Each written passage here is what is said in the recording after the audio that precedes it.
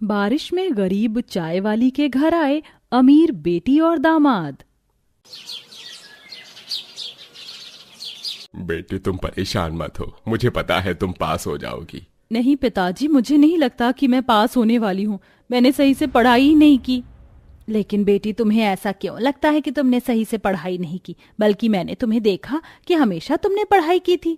नहीं माँ, पिताजी, मेरी हिम्मत नहीं हो रही है कि मैं अपना रिजल्ट देखने जाऊं। हर इम्तिहान में डट कर खड़े रहना चाहिए बेटी, और तुम्हारे माता पिता तुम्हारे साथ हैं। चलो हम तुम्हारे साथ चलते हैं। यहाँ श्वेता बहुत ज्यादा परेशान थी क्योंकि पूरे साल उसने कॉलेज में अपने बॉयफ्रेंड अभिमन्यु के साथ घूमना, पार्टी करना और डेट्स के अलावा और कुछ भी नहीं किया था। नहीं नहीं, आप रहने दीजिए। कुछ नहीं होगा बेटी, चलो हम चलते हैं साथ में। विनोद, सरिता अपनी बेटी श्वेता के साथ उसके कॉलेज में रिजल्ट देखने पहुंच जाते हैं, जहां रिजल्ट कॉलेज के गेट के बाहर लगा होता है और वहां बहुत भीड़ होती है। सुनो बेटी, तुम यहीं पर अपनी माँ के साथ खड़ी रहो, मैं तुम्हारा रिजल्ट देख कर आता हूँ और फिर मैं बताऊंगा कि मेरी बेटी पास हो गई। विनोद जब रिजल्ट देखने जाता है तो रिजल्ट देखकर वो उसे देखता ही रह जाता है। वो भीड़ से निकलकर वापस आता है। बेटी, मुझे तुझसे ये उम्मीद नहीं थी। मैंने सोचा था कि तुम पढ़ लिख कर कुछ बनोगी, लेकिन तुम तो फेल हो गई हो। जबकि तुमने कहा था कि तुम ग्रुप स्टडी के लिए जा रही हो और हमने तुम्हारी पढ़ाई के लिए मना भी नहीं किया था। विनोद के इतना कहते ही श्वेता रोने लगती है और वो अपने माता पिता को घर चलने के लिए कहती है। आप लोग मेरे साथ घर चलिए, मैं आपको सब कुछ बताती हूँ। श्वेता इतना कहकर अपने माता पिता को अपने साथ घर ले आती है, जहां वो रो रो कर अपने माता पिता को सब कुछ बताती है। माँ, पिताजी, मैंने आपसे झूठ कहा था। मैं पढ़ाई करने नहीं जाती थी। मैं अपने दोस्तों के साथ घूमने चली जाती थी और मेरा एक बॉयफ्रेंड भी है जिसके साथ मैं हमेशा होती थी और मेरा सारा पढ़ाई से ध्यान हट चुका था। ये सुनते ही विनोद और सरिता को बहुत गुस्सा आता है। इधर सरिता रोते हुए अपनी बेटी से कहती है, बेटी, हमने तुम्हारी सारी ख्वाहिशों को पूरा किया। तुम्हारे पिताजी जब पैसे कमाते तो घर में राशन का सामान बाद में आता था। पहले तुम्हारे लिए किताबें और तुम्हारी फीस निकाली जाती थी। क्या तुम्हें जरा भी तरस नहीं आया अपने पिता की कमाई पर?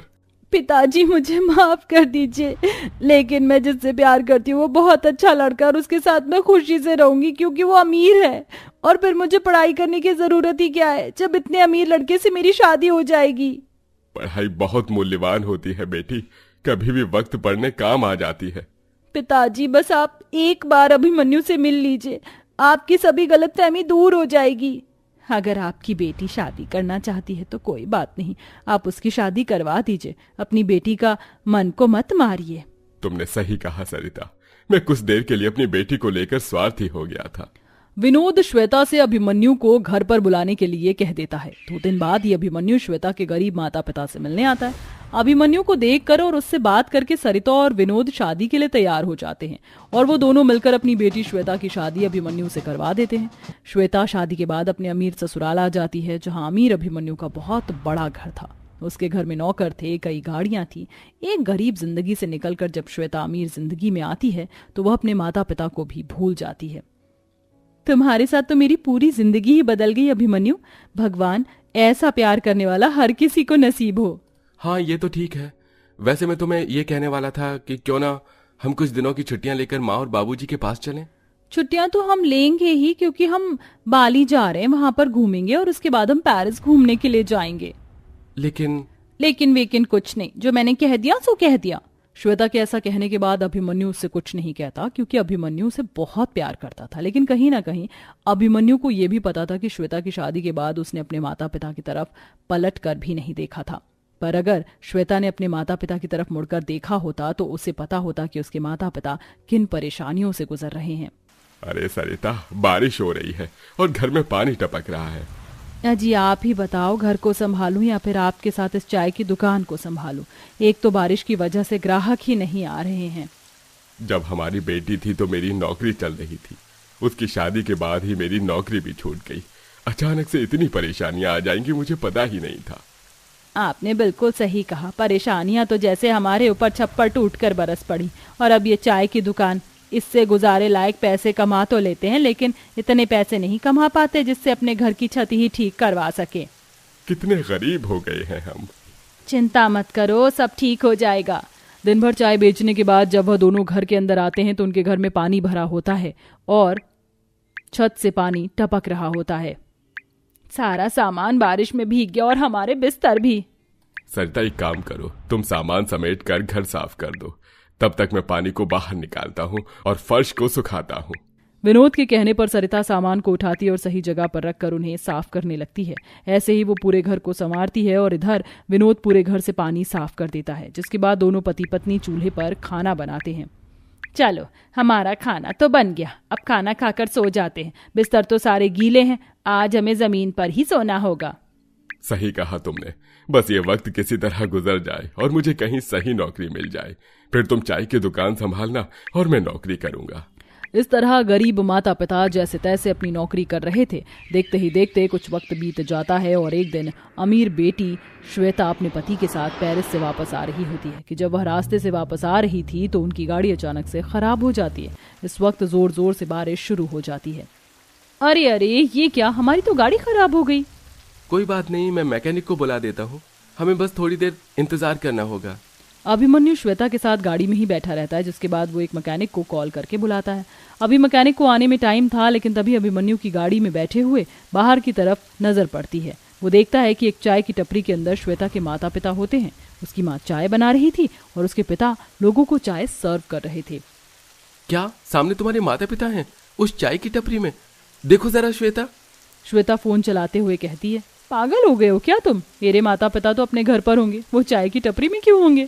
जब श्वेता शीशे से चाय की टपरी की तरफ देखती तो उसकी आंखों में आंसू आ जाते हैं। तभी अभिमन्यु उससे कहता है, अब क्या फायदा, क्यों रो रही हो तुम?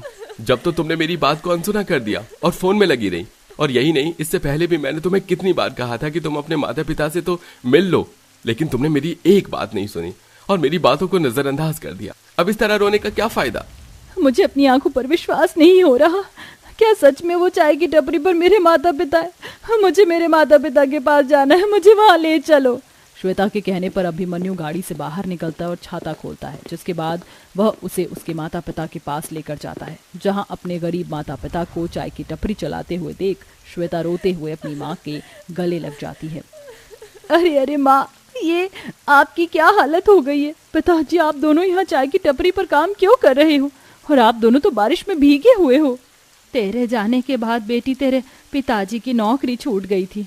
तू तो जानती है हम दोनों ने एक ही सपना देखा था, हमारा कोई बेटा नहीं था। हम तुझे पढ़ा लिखा कर नौकरी करवाना चाहते थे जिससे सब कुछ ठीक हो जाता, लेकिन तू अपनी मर्जी से शादी कर ली और आज तुझे खुश देखकर मैं बहुत खुश हूँ। कितनी सुंदर लग रही है तू, कितनी महंगी साड़ी पहनी है। पहली बार मेरी बेटी मेरे दामाद के साथ हमारे घर आई है।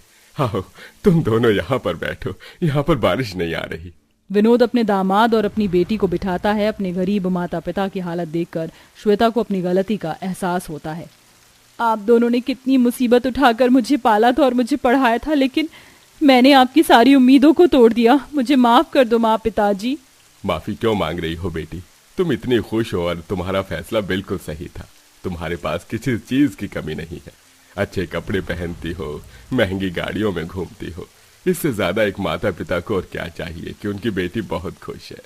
पिताजी अगर मैं चाहती तो मैं शादी के बाद आपकी परेशानियों को दूर कर सकती थी, लेकिन मैंने तो पलट कर ही नहीं देखा।